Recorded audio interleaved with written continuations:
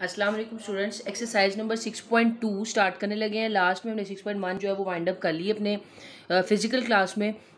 6.2 का मैंने थोड़ा इंट्रोडक्शन आपको दिया था इस वजह से कि आज आपको मैं ऑनलाइन करवाऊंगी तो ज़्यादा अच्छे से समझ आएगी। ठीक है, आपको मैंने अलजेब्राइक एक्सप्रेशन के बारे में बता दिया था। हमारे पास ये एक्सप्रेशन दिया हुआ है और इस एक्सप्रेशन को हमने फैक्टराइज करना है। मैंने आपको ये भी बताया था कि इसमें टोटल 2 टर्म्स है और वो कैसे 2 टर्म्स होती हैं, एक टर्म और ये सेकंड टर्म, ये 2 टर्म वाला एक्सप्रेशन है।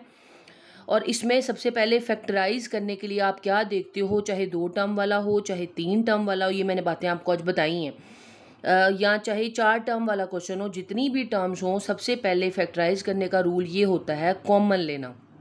ठीक है, 2 टर्म वाले क्वेश्चन में कॉमन लेना सबसे आसान होता है क्योंकि उसमें स्टेप भी जस्ट एक होता है और आप कॉमन लेके उसका आंसर जो है वो फाइंड आउट कर लेते हो। जैसे अगर मैं इसमें कॉमन लूँ तो सबसे पहले देखते हैं कि कौन सा टेबल कॉमन आ रहा है नंबर्स के अंदर। तो जब मैंने यहाँ देखा तो आप देख रहे हो कि इसमें 3 और 9 किस टेबल में आते हैं। आप कहोगे ये दोनों 3 के टेबल में आते हैं, तो जिस टेबल में आएंगे वो कॉमन आ जाएगा। हो सकता है कि कोई ऐसे नंबर होते हैं जो 3 में भी आते, जो 6 में भी आते, जो 9 में भी आते, यानी वो एक से ज़्यादा टेबल में कॉमन आ रहे होते, तो बड़ा वाला टेबल कॉमन लेना है। ठीक है, आगे क्वेश्चन आएगा तो मैं आपको बताऊंगी। इससे ना आपको आसानी होगी। अगर आप छोटा टेबल कॉमन ले लोगे तो आपको 2 बार कॉमन लेना पड़ेगा, 3 बार कॉमन लेना पड़ेगा। बहरहाल अभी जैसा क्वेश्चन आएगा तो हम करेंगे। फिलहाल हमने इसमें से सिर्फ 3 का टेबल कॉमन आ सकता था, हमने वो बाहर ले लिया। ठीक है, एक्स दोनों में आ रहा है, एक्स दोनों में नहीं आ रहा, तो वो कॉमन नहीं आ सकता। कॉमन वो चीज़ आती है जो दोनों में आए। टेबल की सेंस में हम मल्टीपल की फॉर्म में देख लेते हैं कि दोनों एक टेबल में आ रहे हैं, और बाकी वेरिएबल जो अलग अलग देखते हैं कि एक्स दोनों में नहीं आ रहा, कॉमन नहीं आ सकता, वाई दोनों में नहीं आ रहा, कॉमन नहीं आ सकता। ब्रैकेट डाल दी, आप चाहे ये वाली ब्रैकेट डाल दो चाहे दूसरी ब्रैकेट डाल दो, दोनों चलेंगी। अंदर इसमें से 3 बाहर आ गया था, अंदर क्या बचा आपके पास X minus H as is.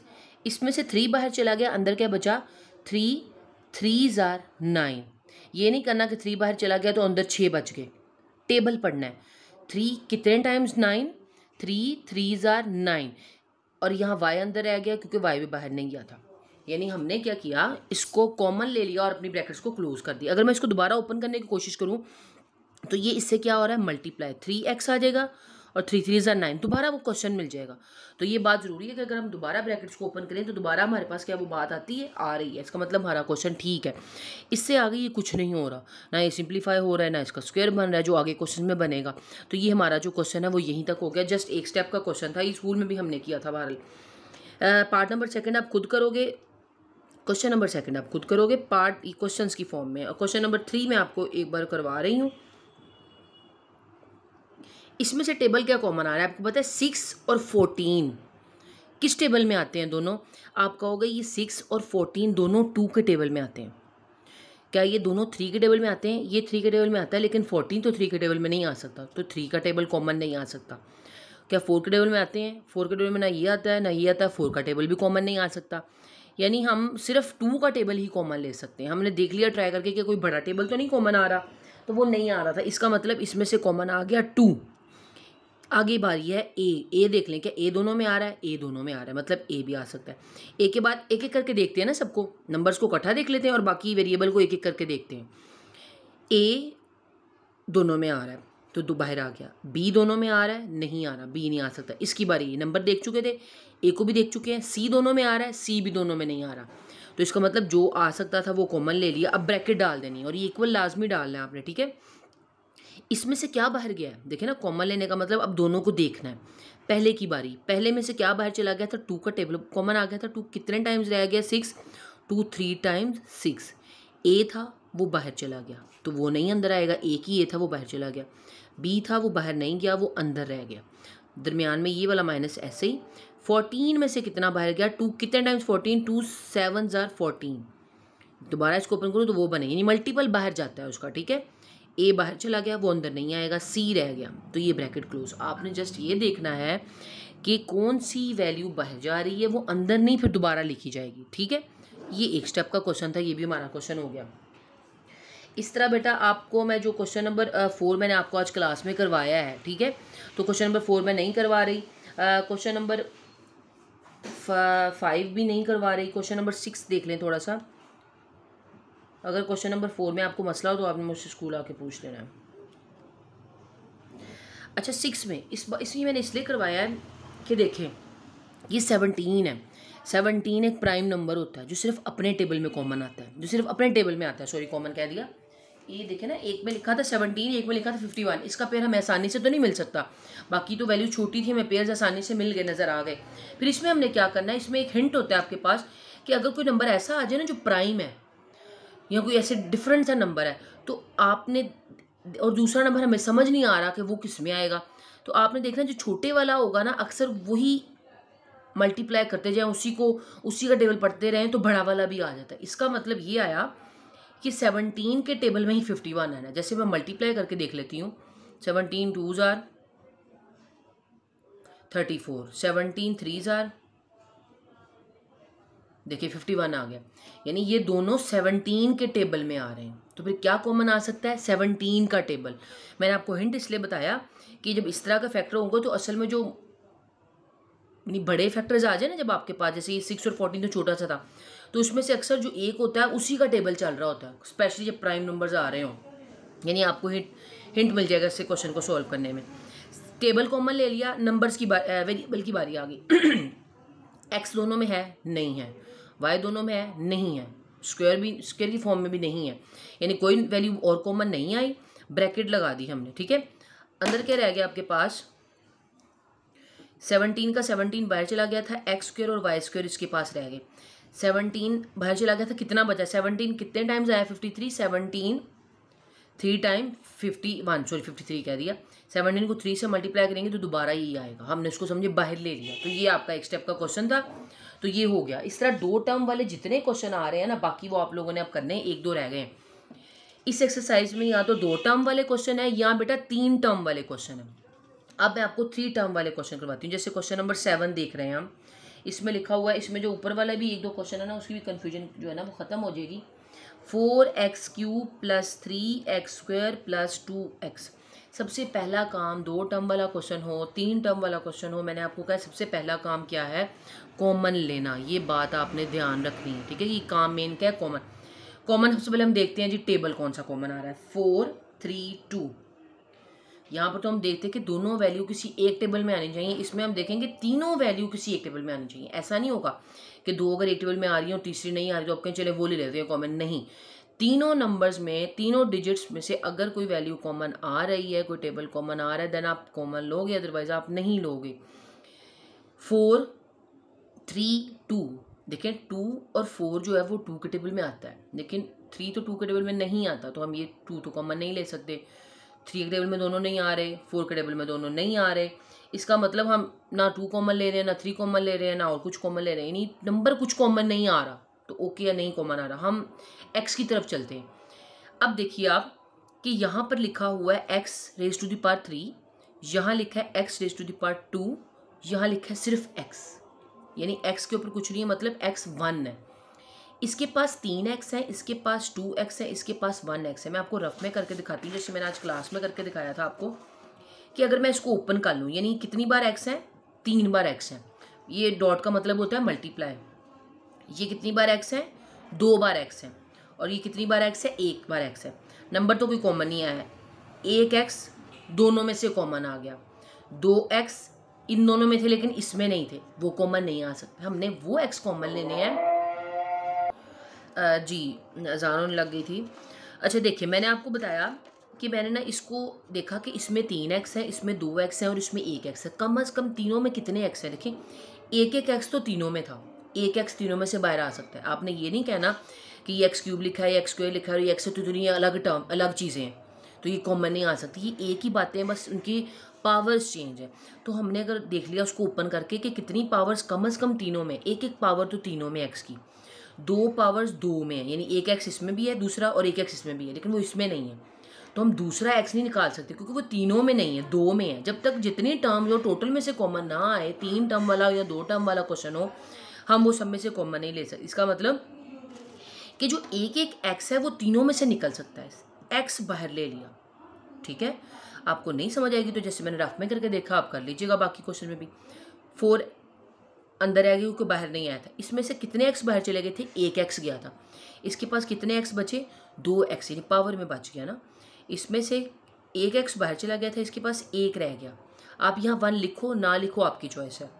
एक एक्स था वो एज इट इज़ बाहर चला गया, जस्ट आपके पास 2 रिमेनिंग बचा और ये आपका क्वेश्चन हो गया। क्योंकि इससे आगे हम सॉल्व नहीं कर सकते। आगे जब फर्दर 6.3, 4, 5, 6 में जाएंगे ना, तो उसमें ये स्टेप पहला हुआ करेगा, उसमें फर्दर जाना पड़ेगा। इसलिए ये बेसिक स्टेप है जो इस एक्सरसाइज में सिर्फ यही यूज़ हो रहा है, तो ये करते जाओगे आप, ठीक है।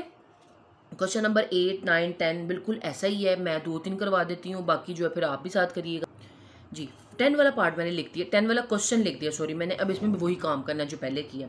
16 तक बिल्कुल ऐसे ही क्वेश्चन है, या 2 टर्म वाले क्वेश्चन या 3 टर्म वाले क्वेश्चन एक एक स्टेप में होंगे, जस्ट कॉमन लेने के बाद। 7, 14, 21 3 नंबर है। सबसे पहले नंबर कॉमन देखते हैं ना, पीछे वाले क्वेश्चन में तो कॉमन नहीं आया नंबर। क्या ये तीनों एक टेबल में आ रहे हैं? हमें देख के वैसे थोड़ा आइडिया हो गया कि 7, 14, 21 तीनों 7 के टेबल में आते हैं। 7 1 7, 7 2 14, 7 3 21। ये तीनों नंबर सिर्फ 7 में ही कॉमन आते हैं। मतलब नंबर क्या कॉमन आ सकता है? 7 का टेबल, ठीक है। इसलिए देखते हैं, यानी इसका मतलब होता है कि हम तीनों को 7 पे डिवाइड कर रहे हैं। असल में ये बात होती है, कॉमन ले रहे हैं। एक्स, इसमें x4 है, इसमें x2 है, इसमें कितने x हैं? 1 है।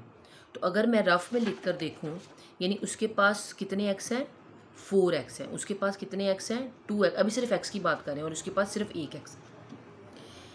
एक x तीनों में है और बाकी तीनों में कोई x नहीं है, डिफरेंट डिफरेंट अमाउंट है, तो हम एक x तीनों में से ले सकते हैं सिर्फ।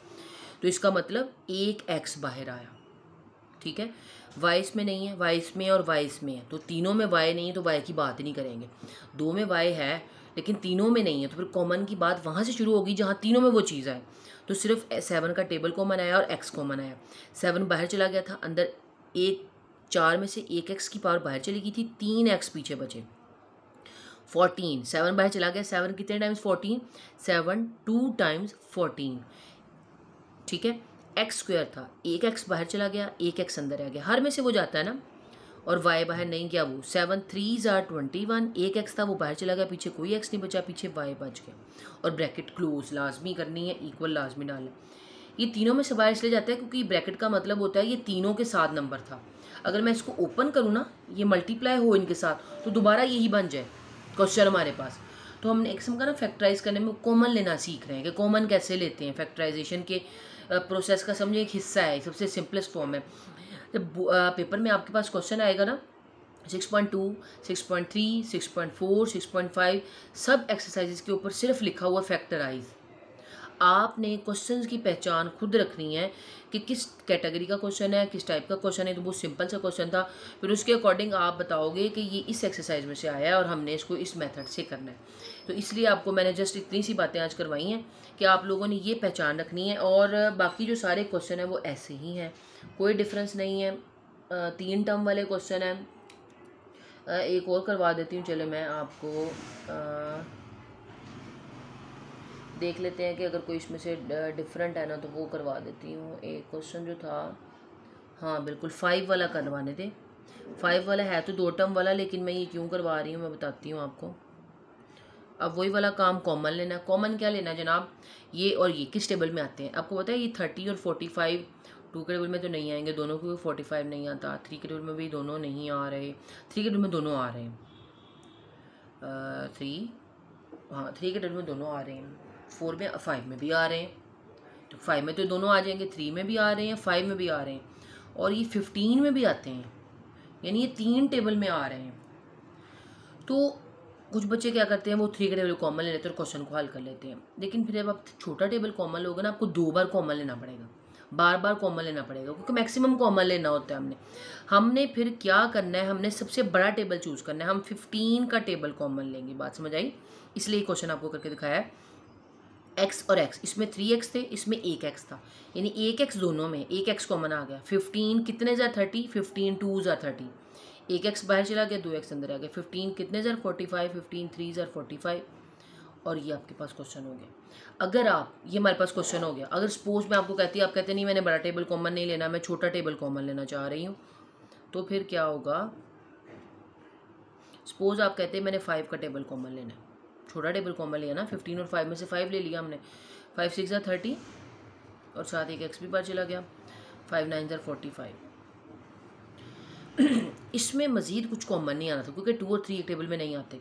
इसमें देखें 6 और 9 3 के टेबल में 12 कॉमन नहीं आ रहे, तो यानी आपको एक और बार कॉमन लेना पड़ा। क्या कॉमन लिया, यानी ये पहले से कॉमन था, इसमें से कौन सा टेबल कॉमन आ रहा है, 3 का टेबल, 3 कॉमन लेना पड़ा। अंदर क्या बचा, 3 2 ज़ा 6, 3 कितने ज़ा 9, 3 3 ज़ा 9। और जो ये बाहर कॉमन लिया होगा ये पहले वाले कॉमन के साथ मल्टीप्लाई हो रहा होगा, ठीक है। और जब ये मल्टीप्लाई होगा तो 3 5 ज़र क्या हो जाएगा 15, यानी एंड पर आंसर वही बना। लेकिन बात क्या है, जब आप छोटा टेबल कॉमन लोगे तो आपको 2 बार कॉमन लेना पड़ेगा, आपको 3 बार कॉमन लेना पड़ेगा, आंसर वही आएगा। मेथड ये भी ठीक है, लेकिन आप कोशिश करो आप बड़ा टेबल कॉमन लो, ठीक है। इक्वल लाजमी डालना है, तो ये दोनों तरह से कर सकते हो, आपकी अपनी चॉइस है। बाकी एक्सरसाइज आपने मुकम्मल कर लेनी विद एग्जाम्पल। जो इस एक्सरसाइज की एग्जाम्पल है ना पीछे, वो लाजमी करने, क्योंकि जो पेपर बनता है वो मोस्टली एग्जाम्पल्स भी देते हैं। आपको कोई एग्जाम्पल नहीं आ रही होगी तो वो आप लोगों ने मुझसे पूछ लेनी है। इंशाल्लाह कल फिजिकल जो क्लास होगी उसमें हम 6.3 करेंगे और 6.4 भी स्टार्ट कर लेंगे, क्योंकि 6.3 भी बहुत आसान है। तो 6.3 के साथ मैंने आपको 6.4 भी फिर स्टार्ट करवा देनी है, क्योंकि 6.4 में फिर 2 दिन लगेंगे। आज के लिए बेटा इतना ही है। ओके, अल्लाह हाफिज़।